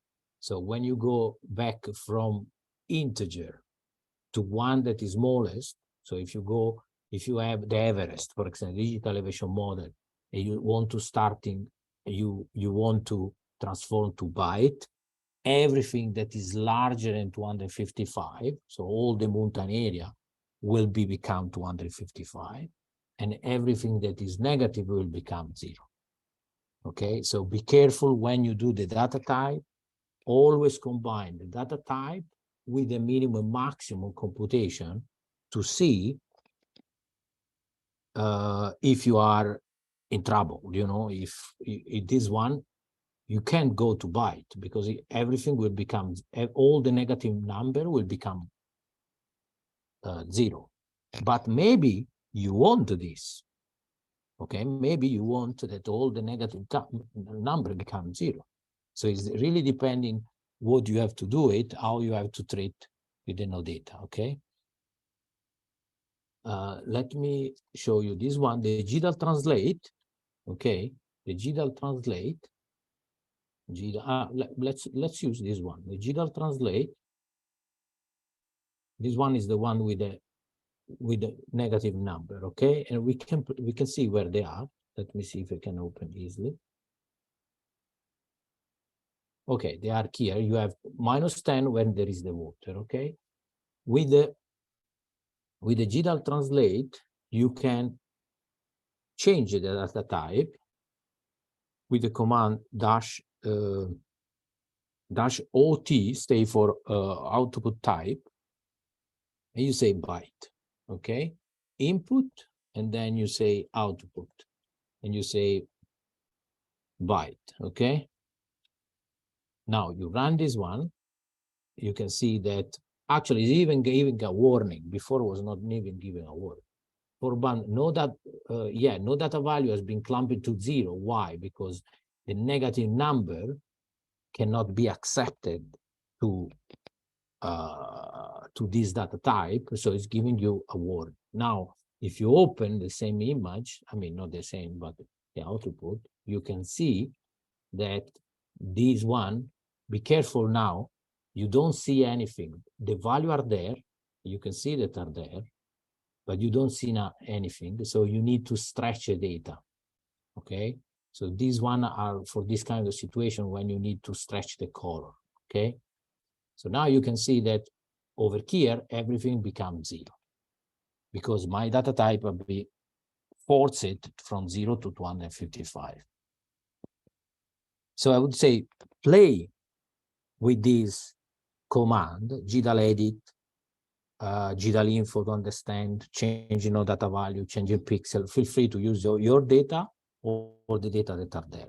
But it's something that I really want to you master this pixel resolution and so on. If you are familiar with R, you want to start to import in R to see what does mean labeling correctly nano data and see what is happening inside R, do it. Feel free to do it, but these are very important for this kind of application. Okay.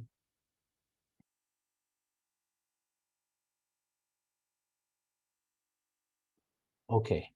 So we have a few minutes. If someone has some question, exciting to see this application and stuff, feel free to ask.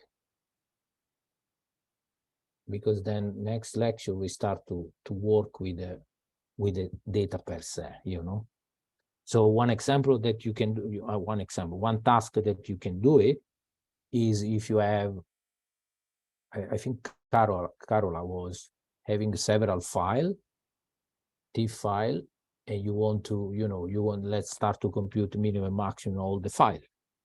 So start with this little task for your file, then you can start to do some more complex operation. Okay. May I ask? Yes. A question, Professor Giuseppe, is that when you change the grid earlier, you changed the grid size, right? You changed is it the pixel size or the grid size? Do you also have to change the top corner, the 4 corners, because you changed the origin, right? Yes. Over here, I slightly changed over here when it was, I slightly changed the origin. Okay. Indeed, this value, the origin of the pixel was becoming 4. Okay. So I slightly changed. Because be careful that there is no any kind of interpolation here among the pixel value. It's not a resampling technique. That is the typical resampling technique is the one that you can perform with the GDAL warp and GDAL translate. So the pixel get resampled. So you have an interpolation technique between 2 pixels. No, over here you just slightly enlarge the size of the pixel. Okay. Yeah. Okay. It's not a regrading. It's not a regrading or no, it's not a resampling, a regrading. Okay. Indeed, your pixel value doesn't change. It just becomes slightly larger in this case. Okay. Actually, in this case, smaller because I get 333. So in this case, slightly smaller. Okay. It's not a resampling. We will see, and you feel free to do it, that in GDAL or let me stop this one. In GDAL translate, and also in GDAL warp, you have this line that you can identify the resampling technique. You have the typical nearest, bilinear, cubic, spline, and so on. Okay, and in warp you have even more. And over here is where you have a value change of the pixel, the size, of course, and also the pixel. Okay. So over there, the size of the pixel was so small that doesn't need to do an interpolation. Okay. Also because you will get the same value. You can try if you do just a nearest neighborhood. Bilinear, no, because it's going to be, smoothing between the pixels. But if you do a nearest, you will get the same value perfectly all over there, all over there. And okay. I also ask the corner coordinates, because the corner coordinates, their numbers doesn't change according after you change the pixel size, right? Yeah, you are right. It didn't change because actually you can use both. You can use the GDAL edit, you need to use one by one. You can't do it. Now I don't know what I have it. Yeah, you can do it. This one and also the -tr 0 point is given to you that you need to do one by one. One by one. One by one. So usually I do it the pixel sign, then the corner. Or you can do also other way, I think, but I always do pixel value first and then the corner. Yeah. So if you change one, then everything has to change according, right? The four corners also have to change. Yeah, because these are the four corners. Actually, you know, they are not the four, are the two in the two diagonal, upper left and lower row, and then you have the pixel size, so also the other one will be changed. Have to change it. Okay. Yeah. Thank you. So and this origin data are referring to the top left level of the top left pixel, or is it some standard convention to refer to it, or it's different for different maybe file formats, or so this origin? Right. Yeah, so it can change from software to software and also format to format. Okay, so quite often I always use GeoTIFF. So I'm more familiar with GeoTIFF, and that is always upper left corner. Okay, so everything starts from the upper left corner, and is the upper left pixel, upper left corner of the pixel. Okay, it's really the corner, external corner. But you're right, sometimes can change. I think now all the software, they start to become always upper left, but be careful because sometimes you can have some weird situation.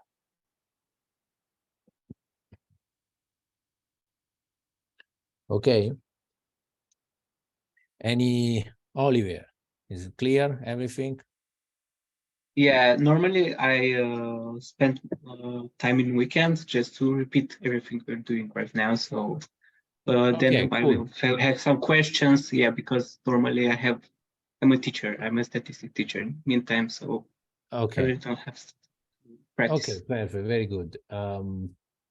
Yes, yeah, perfect. Yeah, today is Thursday, so you will have the full weekend to review this aspect and also all the bash command, the gsub and so on, awk command, because then we start to work with this one with some more intense. I mean, not intense, because there will be just one command by one command. It's not a scripting procedure to do something, you know, this is just to present in the tools.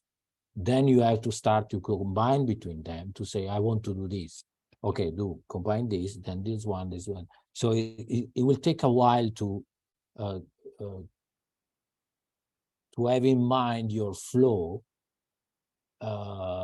knowing the single tools. So it's better to know the single tools, and then, okay, now if I want to do this, I need to combine 3 operations, 3 tools or 4 tools to get what I want. Okay, so that's why we're checking one by one. But then there is a nice scripting procedure that combine everything, GDAL, PK tools for do a really nice Landsat interpolation, gap filling stuff, value, no data interpolation. So that one is very well, you really see all the command together. Okay. Any other question, Olivia? No? Okay. Is there some sort of GDAL command to count all of the pixels of a certain number within a, say, like a vector file, like a shape file? So say if a certain vegetation type has a certain pixel number, is it possible to count how many pixel numbers are in that? Yeah, I get it. So it's not statistic, but rather than getting the average, you getting a count. Okay. Yeah. So yeah, that one is what you see. So there is, okay, the GDAL not really, but again, you have the PK tools, the PK extract that we will see. Okay, we will not see the count, but we will see the command. So PK, you get the help in this particular case, PK extract EMG. So in this particular case, you have also here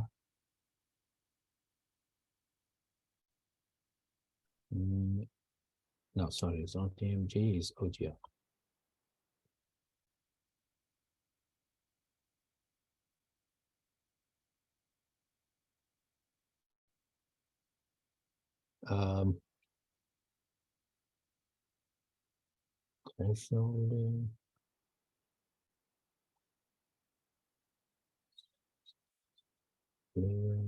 Now this is for the point.